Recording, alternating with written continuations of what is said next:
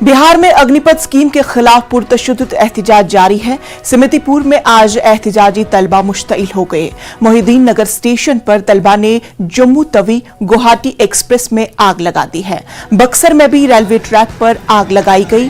वहीं लखीसराय में ट्रेन को रोका गया। मुजाहिरीन ने तोड़फोड़ की। वाज़ेह हो कि कल भी बिहार में कई मकामात पर ट्रेनों में आग लगा दी गई थी। सड़कों को ब्लॉक कर दिया गया था। पुलिस पर पथराव हुआ था।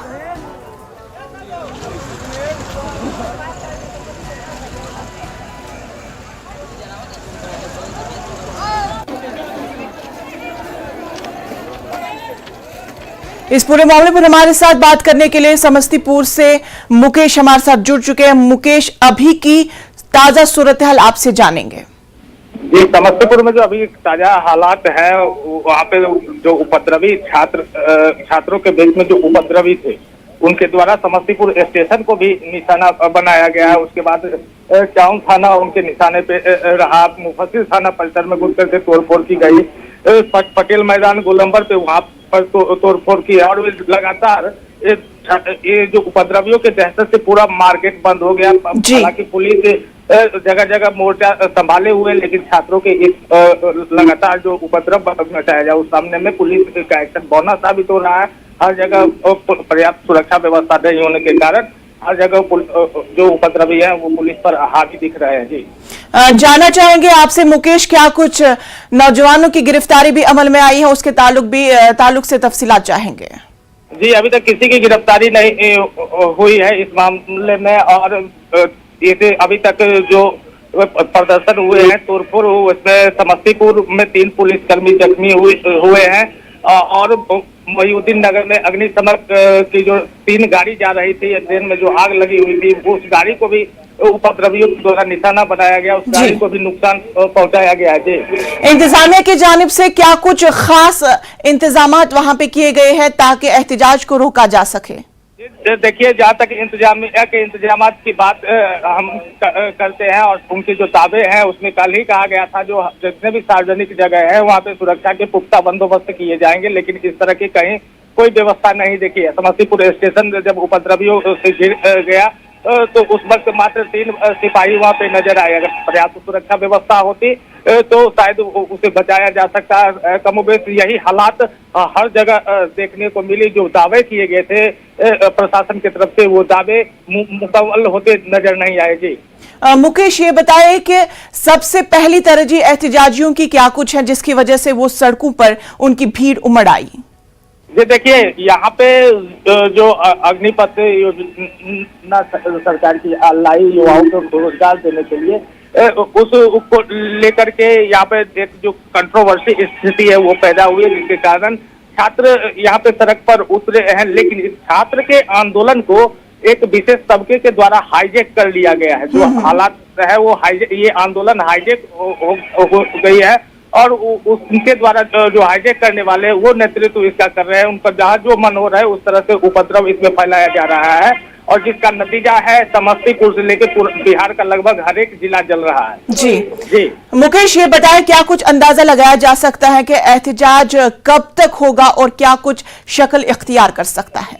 जी, देखिए, ये जहाँ भी ये सब कुछ हो रहा है, समस्तीपुर हो चाहे बिहार का कोई भी हिस्सा हो, अगर इस पे नकेल कसनी है इन उपद्रवियों पर तो कड़ा एक्शन उठाना होगा। जी, यहाँ पे क्योंकि इन बातचीत करने के लिए कहीं कोई यहाँ पे मौजूद नहीं है और अलग अलग टोली में है और इसमें बातचीत करना मुनासिब नहीं है। इसमें कड़े एक्शन के और उन तत्वों की पहचान करनी होगी जो इस पूरे आंदोलन को बहकाया है और जो आगजनी हो रही है, हिंसा हो रही है, ये कौन है, उनको सबसे पहले पहचानने की जरूरत है ताकि उन पे नकेल कसा जाएगा तो स्वतः सब कुछ सही हो सकता है। लेकिन प्रशासन और जो सरकार का खुफिया तंत्र है अब तक इस चीज को पहचानने में नाकाम साबित हो रहा है। जी, चलिए मुकेश, आपका बेहद शुक्रिया तमाम तर तफसीलात के लिए। आगे भी आपसे तमाम तर इत्तलात के लिए आपसे राब्ता करेंगे।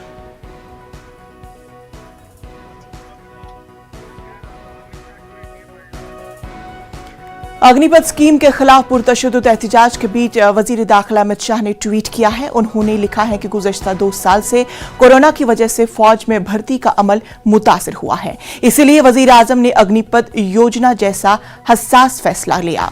मोदी जी ने नौजवानों की फिक्र की, इसीलिए उम्र की हद 21 साल से बढ़ाकर 23 साल करने का फैसला लिया गया। इस फैसले से नौजवानों की बड़ी तादाद को फायदा पहुंचेगा और अग्निपथ स्कीम के जरिए वो मुल्क की खिदमत और अपने रोशन मुस्तकबिल की समेत में आगे बढ़ेंगे।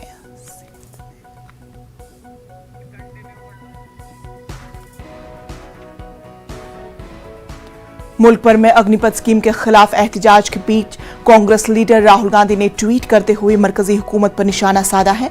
उन्होंने ट्वीट करते हुए लिखा है कि अग्निपथ स्कीम को नौजवानों ने नकार दिया तो ज़रई क़वानीन को किसानों ने रद्द कर दिया, वहीं नोटबंदी को माहिरीन इक़्तिसादियात ने नकारा, जबकि जीएसटी को कारोबारियों ने पसंद नहीं किया। वजीर आजम को समझ नहीं आ रहा है कि मुल्क के अवाम क्या चाहती है, क्योंकि उन्हें अपने दोस्तों की आवाज के अलावा कुछ सुनाई नहीं देता।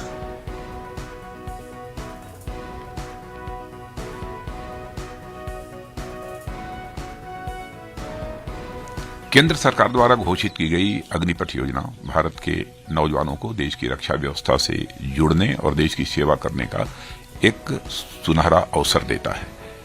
अग्निवीर हूं, यह उनकी ताजिंदगी के लिए पहचान बन जाती है। पिछले 2 साल से सेना में भर्ती की प्रक्रिया न होने के कारण बहुत से नौजवानों को सेना में भर्ती होने का अवसर नहीं मिला। यह सच्चाई है। इसलिए युवाओं के भविष्य को ध्यान में रखते हुए और उनके प्रति संवेदनशीलता दिखाते हुए प्रधानमंत्री जी के अनुमोदन पर सरकार ने फैसला किया है कि अग्निवीरों की भर्ती की आयु सीमा को इस बार बढ़ाकर 21 से 23 वर्ष कर दिया जाए।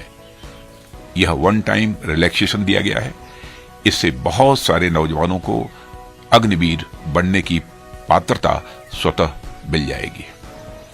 और मैं यह भी कहना चाहता हूं कि भर्ती प्रक्रिया कुछ ही दिनों में प्रारंभ होने जा रही है। मैं सभी नौजवानों से अपील करता हूं कि सेना में भर्ती होने की वह तैयारी करें और इसका पूरा। अग्निपथ के हंगामे पर मैं इतना ही कहूंगा कि लोगों ने जैसे कृषि कानून को कंफ्यूज करके किसानों को लाभ से वंचित करने की कोशिश की, अग्निपथ वो है जिसे नौजवानों को बेहतर रोजगार की व्यवस्था की गई है।